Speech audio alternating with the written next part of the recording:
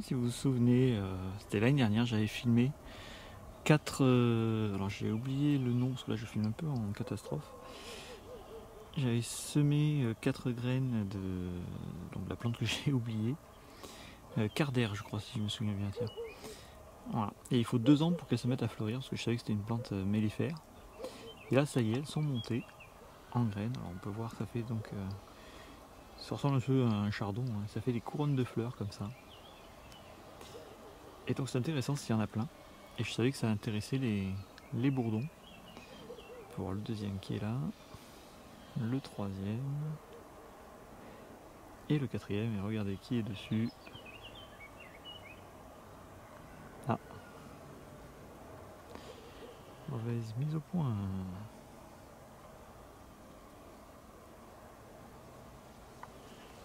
Ah, ça y est. On va y arriver. Voilà, le bourdon. Donc voilà, je savais que ça attirait spécialement les bourdons. Alors, on va voir qu'il y en a un deuxième là. Et même un troisième qui vient d'arriver. Belle illustration. Donc entre ces fleurs et les lavandes que je suis en train de planter un peu partout, enfin petit à petit je vais en mettre un peu partout. Voilà, elles auront pas mal de fleurs à butiner. Et voilà, je suis content que 2 ans après avoir semé ces graines, voilà, ça sert à quelque chose.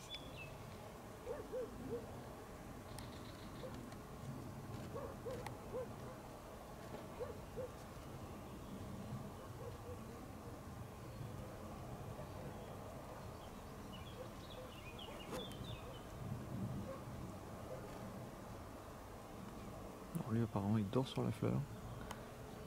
Chose qui arrive assez souvent hein, chez les bourdons, ils dorment un peu sur une fleur et puis après ils repartent. Bon, ouais, c'est marrant parce que donc ces fleurs, là, ça fait une sorte de collerette tout autour qui fleurit. Et petit à petit, chaque jour la collerette monte. Donc des nouvelles fleurs s'ouvrent et puis celles du bas se ferment et font des graines. Et du coup alors au bourdon ça leur fait plein de petites fleurs à butiner.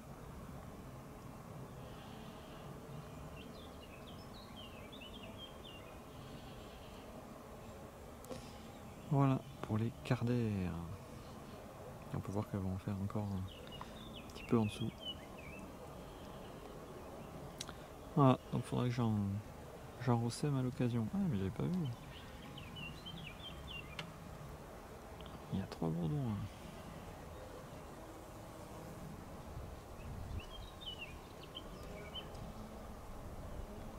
Bon, celui-là il veut pas. Enfin voilà.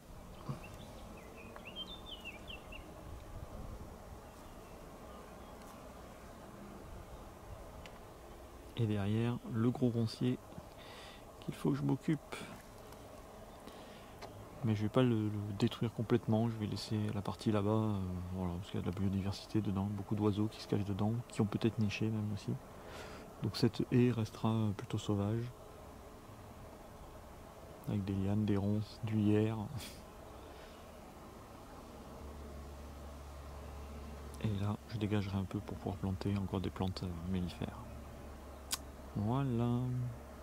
Alors vous l'avez peut-être remarqué du coup sur ces images. J'ai modifié la petite porte en plexi qu'elle pousse pour pouvoir rentrer.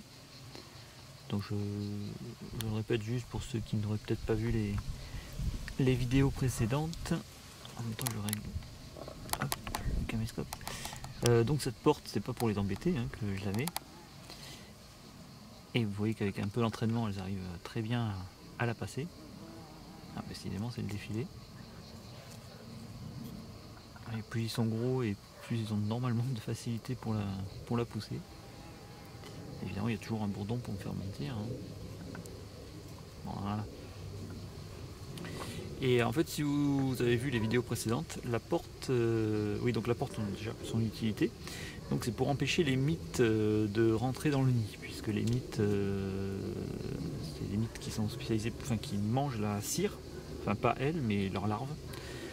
Et elles sont capables de détruire un nid de bourdon en quelques jours seulement. Voilà, parce que les bourdons n'arrivent pas à se défendre face à ces larves de mites qui mangent donc tout le nid, hein, donc il ne reste plus rien. Et donc la seule solution qui a été trouvée par les Allemands, c'est cette petite porte que les bourdons arrivent à pousser pour rentrer, mais que en théorie les mites n'arrivent pas à... Déjà parce que ça diffuse moins l'odeur du nid, parce que les mites trouvent les nids de bourdon grâce à l'odeur de la cire. Et donc voilà, avec cette porte, les mites en théorie n'arrivent pas à les pousser, mais il y a eu quelques témoignages sur les forums allemands qui disaient que les mites arrivaient dans certains cas à pousser la porte pour pouvoir rentrer et nicher. Je me suis attaqué par une Camplonotus vagus en même temps. Et donc voilà, mais seulement le problème des portes, je vous montrerai peut-être un extrait des vidéos précédentes. La porte, si vous vous souvenez bien, était beaucoup plus longue puisqu'elle touchait quasiment la piste d'atterrissage qu'il y a devant, hein. Petite plateforme pour que les bourdons puissent atterrir. Voilà, et donc la petite porte en plastique descendait quasiment jusqu'en bas, donc elle était beaucoup plus longue et beaucoup plus lourde. Et beaucoup de bourdons en fait n'arrivaient pas à la pousser pour sortir, mais surtout n'arrivaient pas à la pousser pour pouvoir rentrer. Ils essayaient un peu, puis ils n'y arrivaient pas, et finalement après ils cherchaient l'entrée ailleurs, parce qu'ils n'arrivaient plus à trouver l'entrée. Et donc j'avais lu que souvent le problème de ces portes, c'est qu'elles sont trop lourdes. D'ailleurs on peut voir voilà, que là elle n'a aucun problème pour pousser la porte et s'échapper. Voilà, donc ce que j'ai fait, c'est que j'ai réduit la porte de bien 1 cm, 1 cm et demi, ce qui fait qu'elle couvre juste le trou d'entrée. Et du coup, même les toutes petites ouvrières n'ont pas de mal du tout pour la pousser, parce qu'elle est beaucoup moins lourde du coup. Et du coup, voilà, ça marche beaucoup mieux, les bourdons circulent beaucoup plus facilement, parce que parfois il leur fallait beaucoup de temps, parfois 5-10 minutes pour pouvoir réussir à pousser la porte. Et là on peut voir que ça circule facilement. J'adore les voir faire les petits allers-retours comme ça. Et voilà. Donc du coup, voilà, ça semble concluant, puisque maintenant elles perdent beaucoup moins de temps pour pouvoir faire les allers-retours, parce que malgré tout elles ont quand même beaucoup de travail. Et donc si elles perdent beaucoup de temps sur comment pousser la porte, et en plus que je perdais pas mal d'ouvrières qui n'arrivaient plus à retourner au nid, voilà, c'était pas très rentable au final. Même s'il vaut mieux ça que d'avoir une invasion de mites qui détruit le nid, hein, et donc voilà. Sinon, quoi dire, après je vais vous filmer l'intérieur du nid, enfin ce sera cette nuit du coup, parce que là, si j'ouvre le nid maintenant, je me ferai piquer à coup sûr, hein, puisque maintenant elles sont assez nerveuses, parce que le nid est devenu assez grand. Voilà, je pense qu'on va se quitter là-dessus, enfin pour le coup de la porte. Alors je l'ai fait, j'ai reçu déjà pas mal de nids pour l'année prochaine, hein, je crois que j'en ai 4 ou 5 en stock encore. Donc voilà, j'ai modifié les portes. Ah oui, il y a un dernier truc sur les portes. Alors il paraît du coup que vu que la porte est plus légère, il y a plus de chances qu'une mite arrive à rentrer dans le nid du coup en poussant la porte. Donc on verra. Je n'ai pas eu de problème d'invasion cette année, mais il paraît que la première année de toute façon il y a très rarement une invasion de mites. Mais c'est par contre la deuxième et troisième année où voilà, en général on a plus de nids de bourdons, donc il y a plus de chances d'attirer les mites. Donc bon, nous verrons ça l'année prochaine, mais cette année, pas de soucis, je pense pas qu'il y en aura maintenant à cette période de l'année. Voilà, à tout de suite du coup pour l'ouverture du nid et la découverte de sa taille, parce que ça fait très longtemps que je n'ai pas regardé dedans. Allez. Alors nous nous retrouvons donc pour observer le nid, savoir ce qui est devenu, ça fait longtemps que je n'ai pas observé. Alors je crois que j'ai enregistré, en fait j'enregistrais pas, donc c'est pour ça que le nid est déjà ouvert. Mais bon, ça m'a permis de préparer un peu le... Alors j'entends à côté de moi une ouvrière qui s'est envolée tout à l'heure, pendant que je filmais, qui a essayé de m'attaquer. Voilà, donc en fait le nid du coup est ici. Alors, on va essayer de filmer déjà ce qui est ouvert.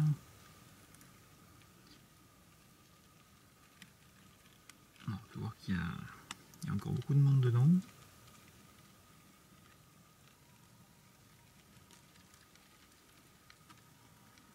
beaucoup d'activités, pas mal d'ouvrières, ou de mâles en tout cas, des petites ouvrières, enfin les petits bourdons par exemple. Alors je m'attendais à avoir des reines, des jeunes reines pour l'année prochaine, mais je n'en vois pas a priori. Je ne vois pas non plus d'alvéoles pour faire naître des reines qui devraient être grosses normalement.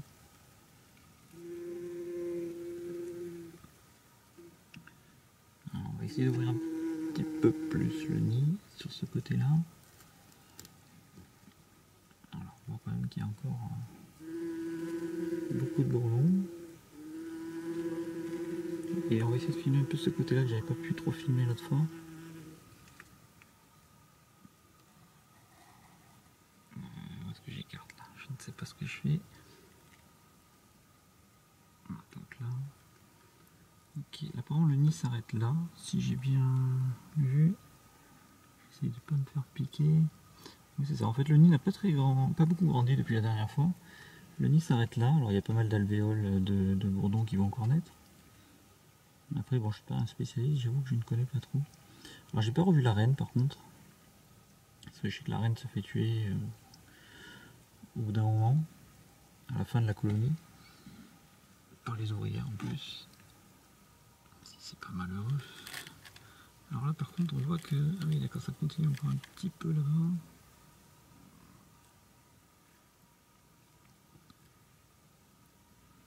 Voilà. Mais le nid, oui, je suis pas sûr que il va encore beaucoup évoluer. Bon, le principal c'est qu'ils produisent des reines, je l'espère. Voilà. Bon. J'aurais aimé voir la reine ou des jeunes reines, mais pour l'instant, ça n'a pas l'air d'être le cas. Il y a une ouvrière qui n'est pas contente du tout. Bon voilà, je pense qu'on va s'arrêter là. De toute façon, il n'y aura rien de nouveau.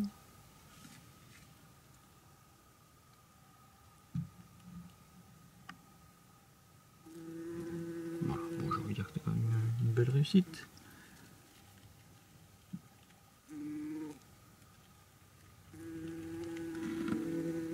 Allez, on va fermer tout ça. Et je vous dis à bientôt pour une prochaine vidéo.